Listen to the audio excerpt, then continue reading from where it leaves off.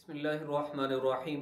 समाईन मोहतरम, आज हम बात करेंगे कि हम अपने रमज़ान को किस तरह कीमती बनाएं, किस तरह हमारा रमज़ान बेहतरीन हो जाए, हम अपने रमज़ान के अंदर कौन से आमाल करें।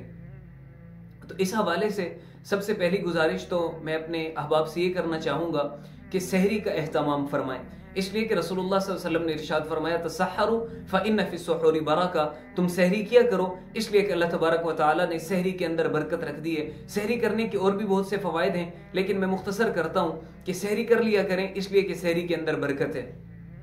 और इसके अलावा अफ्तार के वक़्त की एक अहम तरीन बात वो ये कि अफ्तार का जो वक़्त होता है वो दुआओं की कबूलियत का वक़्त होता है।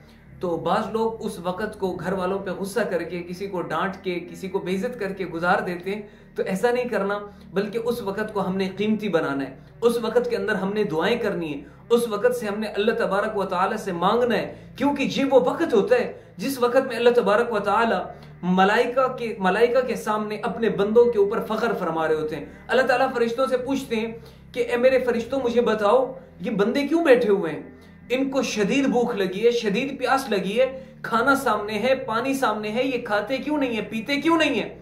तो फरिश्ते कहते हैं या अल्लाह, ये आपके हुक्म के मुंतजिर है, ये इंतजार में है कि कब हमारा रब हमें हुक्म देगा और हम खाना पीना शुरू फरमाएंगे। तो अल्लाह तबारक व तआला उस वक़्त में अपने बंदों के ऊपर फ़ख्र कर रहे होते हैं और उस वक़्त की हुई दुआएं अल्लाह तबारक व तआला ज़रूर कबूल फरमाते हैं। और दूसरी बात ये अफ्तारी के वक़्त के मुतालिक है, वो ये कि बाज़ लोगों को हमने देखा कि वो जब अफ्तार हो जाता है, यानी जब सायरन बज जाता है, जब आज़ान हो जाती है, जब अफ्तारी का वक़्त बिल्कुल पूरा हो जाता है, वो उस वक़्त के अंदर दुआएं करना शुरू करते हैं। उधर से आज़ान हो रही है और वो दुआएं कर रहे हैं, अफ्तार नहीं करते।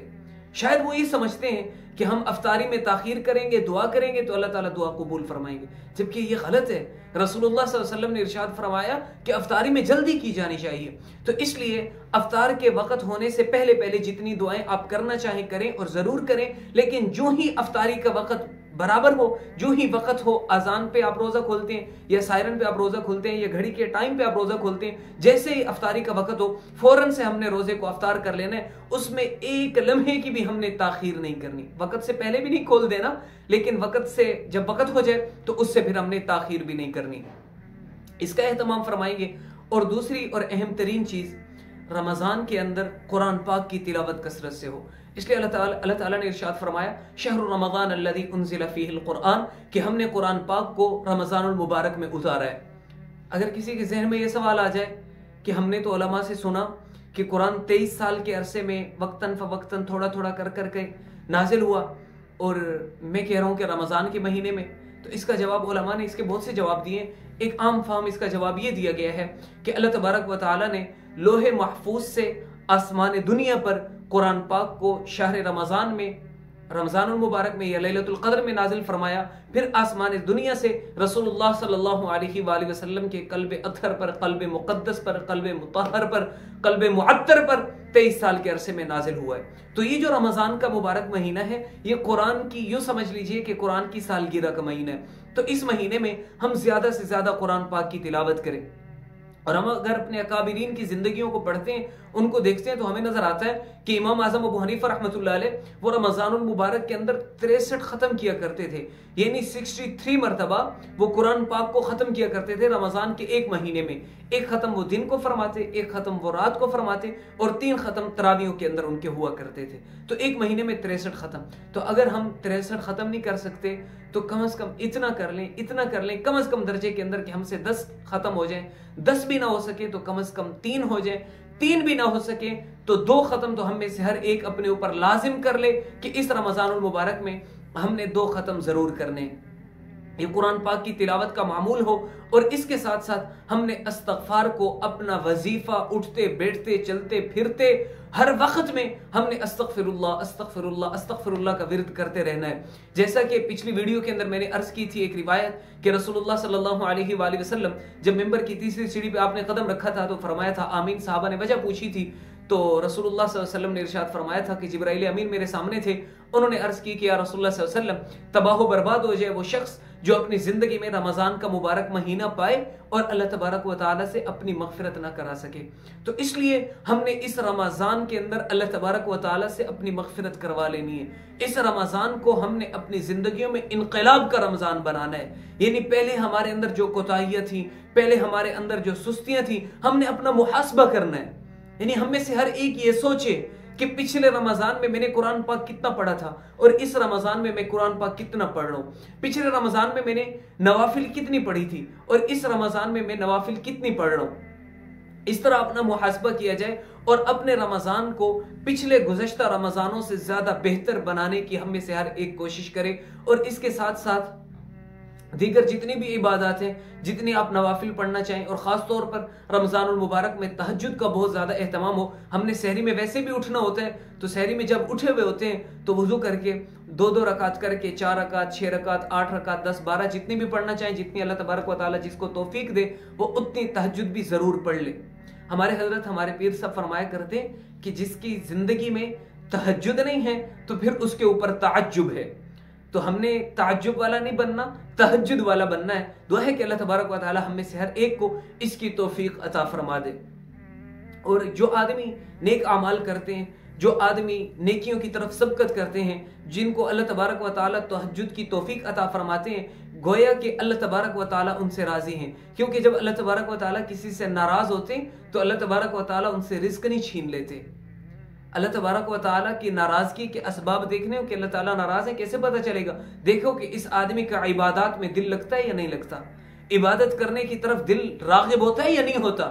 अगर नमाज में दिल नहीं लगता, कुरान की तिलावत में दिल नहीं लगता, जिक्र अज़कार करने में दिल नहीं लगता, मस्जिद में बैठने में दिल नहीं लगता, तो फिर फिक्र करनी चाहिए कि अल्लाह तबारक व तआला हमसे नाराज ना हो गया हो। तो इस रमजान में हमने अल्लाह तबारक व तआला को मनाना है। अगर इस रमजान में भी हम अल्लाह तबारक व तआला को ना मना सके तो फिर कौन सा वक्त आएगा, फिर कौन से ऐसे मुकद्दस लम्हात आएंगे जिनके अंदर मैं और आप अल्लाह तबारक व तआला को राजी कर सके। हदीस मुबारक में आता है कि अल्लाह तबारक व तआला अपने बंदे की तौबा से इतने खुश होते हैं जब कोई गुनाहगार बंदा तौबा करता है। रसूलुल्लाह सल्लल्लाहु अलैहि वसल्लम ने मिसाल देकर वाज़े फरमाया कि जैसे एक आदमी अपने ऊंट के ऊपर रेगिस्तान का सफर कर रहा था। अब वो रेगिस्तान में कहीं साए के नीचे इस्तराहत के लिए, आराम करने के लिए थोड़ी देर के लिए लेटा, और जब उसकी आंख खुली तो उसका जो ऊंट जिसके ऊपर उसका ज़ादेराह था, जिसके ऊपर उसका पानी था, खाने पीने का सामान था, वो ऊंट भाग गया है कहीं। उसने बड़ा तलाश किया, इधर भागा उधर भागा, दाएं देखा बाएं देखा, कहीं उसको उसका ऊंट नहीं मिला। अब वो मायूस होकर, ना उम्मीद होकर, परेशान होकर, थक हार कर वापस आकर बैठ गया कि अब तो मौत का इंतजार करना है। जिंदगी के जितने असबाब थे सब मुझसे दूर जा चुके हैं, अब बैठा मैं मौत का इंतजार कर रहा हूं। रसूलुल्लाह सल्लल्लाहु अलैहि वसल्लम ने इरशाद फरमाया कि अब जब वो बंदा हर वजह से ना उम्मीद हो गया और अचानक से उसके सामने उसका ऊंट आ जाए, वो ज़ादेरा से, पानी से, खाने पीने के सामान से लदा हुआ, तो उसको, उस ऊंट को देखकर उस आदमी को कितनी खुशी होगी। फरमाया इसी तरह से अल्लाह तबारक व तआला को अपने गुनहगार बंदे की तौबा से खुशी होती है। तो जितने भी नौजवान साथी हैं या जितने भी बुजुर्ग हैं, जितनी हमारी माएँ हमारी बहनें हमें देख रही हैं, उन तमाम से गुजारिश है कि इस रमजान में अल्लाह तबारक व तआला से तौबा करनी है। रसूलुल्लाह सल्लल्लाहु अलैहि वसल्लम ने इरशाद फरमाया, अत्ताइबु मिनज़्ज़म्बि कमन ला ज़म्ब ला, गुनाहों से तौबा करने वाला ऐसा है जैसा उसने कभी गुनाह किया ही ना हो।